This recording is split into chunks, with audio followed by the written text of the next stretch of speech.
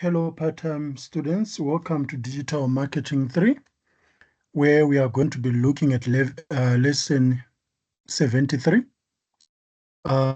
Just as a recap, so we are still discussing the marketing mix, whereby we are looking at the 7 P's of the marketing mix. So we discussed product as an element of the 7 P's. We have also looking at price as an element of the 7 P's. Today, we are going to be looking at place as an element of the 7 P's. As you know, as much as most of the stuff we get from the internet, place is becoming a crucial aspect of digital marketing, because place determines whether the product is going to be delivered to you or not. Place also determines the availability of a product, and to some extent, place determines the price of a product. So you might realize that you have got the same product, but you are at a different place. That product might cost more or less. For example, we've got Fanta or Coke, that when you are buying it from the garage, a filling station, the price is completely different to when you are buying it from the supermarket, yet it is the same product. So that's what we are going to be discussing today. And at the end of this lesson, you should be able to understand and apply place as one of the elements of the marketing mix in an online context. You know, at the beginning of the lesson, we discussed that the internet, offers room for globalization and for a global village where cross-border barriers are, eliminated. So nowadays, you can even buy from Hong Kong, where Shein is based. Nowadays, you can buy from China directly, where Temu is based. You can even buy from Amazon in the US, and so forth. So how then does a place apply if you can get anything from anywhere without necessarily being there as a physical place? You can watch soccer that is happening in Europe as Premier League while you are in South Africa. And you must also remember that as much as you are discussing these elements in silo, these elements contribute to one another. For example, place would determine price. Place would also determine a product. So that's why we then call it the marketing mix. How does place determine a product? You realize that there are some brands out there that have got products for different regions. For example, the Ford products that you get in America are somehow different from the Ford products that you would get in Africa. So whether it's a Wildtrak or it's a Ford Focus and so forth, there will be an American version, there will be an African version.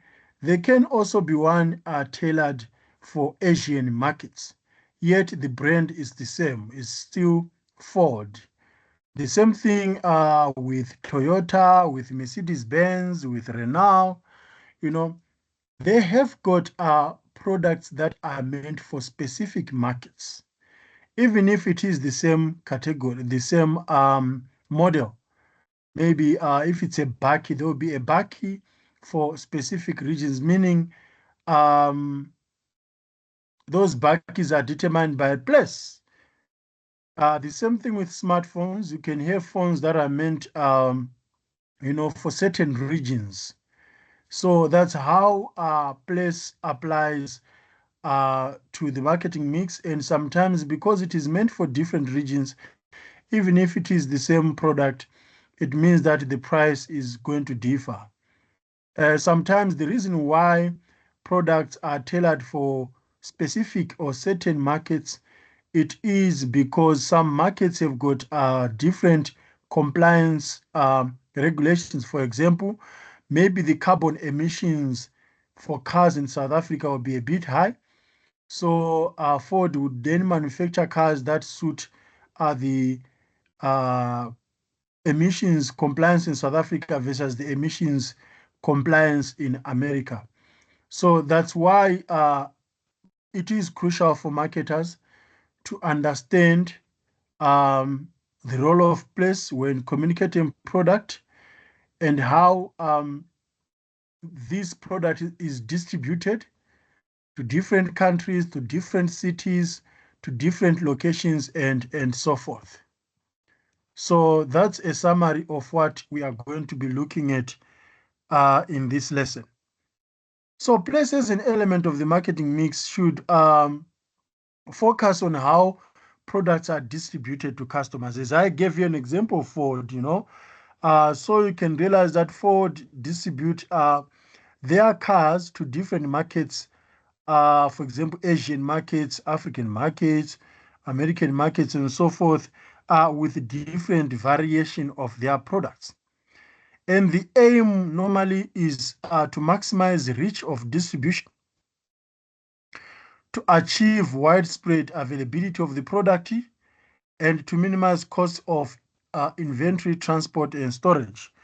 And some organizations like BMW, for example, you know that they've got a manufacturing facility in South Africa. To cast the transport cost of manufacturing BMWs in Germany, then all of a sudden all of them are transported to South Africa. So that would be the reason. And if you are maximizing the reach of distribution, it means that you are also maximizing the awareness of the brand.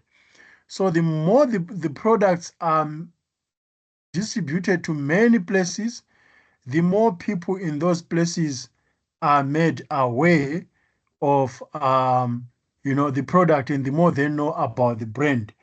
I mean, it always starts by you see someone who's wearing or who's using something, you then ask, where did you get it from?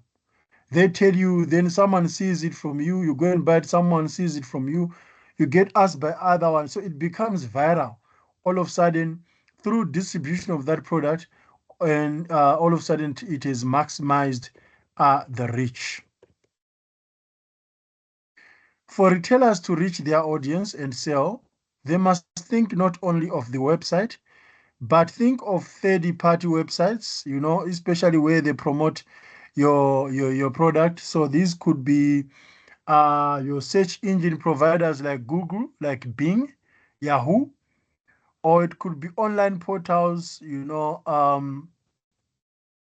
or product sites, comparison sites such as your aggregators like Hippo. So, for example, if you are King Price Insurance, or if you are iWise or Discovery Insurance, you do not only think about your website, also think about how you are promoted on Hippo, because Hippo also sell your products as one of the comparison sites.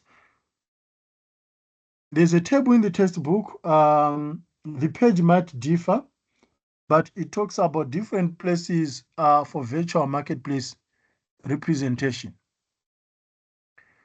So there are three things that you need to understand from place as an element of the marketing mix, because these things always give you a sort of a navigational advantage. So you need to think about reach, meaning through your distribution, you can have as much reach as possible. Then also think about your richness. Here we are talking, in your second year, you must understand with reach, we spoke about intensity, whereby everyone would know that this thing is available in Soweto, for example. Then think about richness and think about affiliation. The more people know about your product, the more they are affiliated with your product. The more your product is being distributed, the more the richness of the depth of the distribution becomes apparent. The more the reach of the product distribution, the more the brand is popular amongst customers in communities. Then we've got syndication, and this relates to place because online partnerships need to be reviewed. Think about it, for example, weddings or funerals. In most cases, products are syndicated together for specific functions. So you see products being syndicated at a certain place because they cater for the same things. For example, if you go to a supermarket store, if you get in a supermarket, you realize that products are put in a sort of like a cluster or a gangster together. You have a section, a place where toiletries are syndicated together. So chances are that where there is domestos, there is also going to be sunlight liquid. There is also going to be handy Andy. There's also going to be jig, because they are syndicated at that place. You won't be able to find things that are done for cleaning on things that are cereals, for example. So online, you also need to think about that as a brand. For example, if you're in the insurance sector, you want your products to be syndicated amongst insurance product. If you're a banking sector, you also want the same thing to do so that whenever someone, for example, is looking for flights, if you are in the travel sector, you want to be available as accommodation. So syndication has implications for other companies like retailers, as I've seen you guys, I've showed with the example of Domestos and so. Since syndication of information from their product catalogs to third-party aggregators is important to extend their reach. So this is very crucial. Then we also have payment mechanism and how you purchase place. Online purchases occur through partnership with an online secure payment provider such as WorldPay, PayPal, and so forth. So depending on where your customers are, for example, if you are a South African company selling to customers in other countries, you need to make sure that your payment infrastructure accommodates someone buying from Zambia. It accommodates someone buying from Botswana and so forth. Think about it. When you buy online from Shein, Shein is a Hong Kong-based organization, yet you are buying in rands. How does it work? How do they recognize you as customers based in a certain place called South Africa? How do they recognize customers in a country, in a place called France? Because this is a multi online organization that caters for everyone from anywhere in the world. So you need to have payment providers that would support multiple currencies. In Zambia, in South Africa, you deal with rands. In Zambia, you deal with kwacha. In Botswana, you deal with pula. In America, you deal with the dollar, and so on. So place must also be accommodated through the payment options that you have. And you also need to assure, because here we are dealing with people's monies, we are dealing with people's pockets. You need to reassure customers that the payment process is secure and seamless, because you wouldn't know. I remember when Temu was starting out, people were curious. They're saying that they've got access to your bank accounts. They can deduct money without your knowledge. They've got access to your OTP. They are a scam and so forth. So you need to have the right messaging, assuring customers that regardless of the company being available in another place and you being very far away, the payment process would be secure and seamless. The payment process would also be authorized by you as the account holder. So place, is always crucial. I mean, how many times have you have trust issues buying something from someone online before seeing a product? It's always tricky when money is involved.